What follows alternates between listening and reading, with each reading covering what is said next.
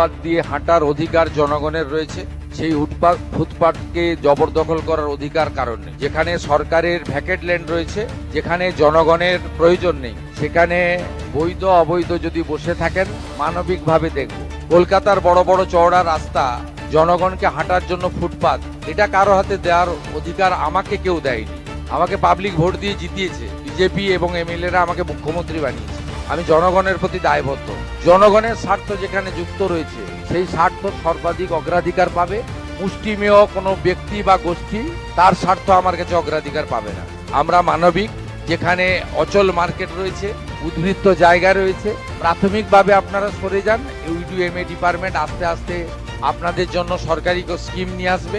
হকারদের জন্য ভারত সরকারের দপ্তরের স্কিম রয়েছে, তার সুযোগ আপনারা পাবেন। কিন্তু আপনি নিউ মার্কেটের রাস্তাটাই দখল করে নেবেন, মোটরসাইকেলও যেতে পারবে না, রাজাবাজারটা বেহাত হয়ে যাবে, খিদিরপুর মেটিয়াবুরুজে আপনি যা খুশি করবেন। এটার জন্য কিন্তু আমাকে মুখ্যমন্ত্রী করেনি পাবলিক। অতএব আপনার এই প্রশ্নের উত্তর আমি দিয়েছি।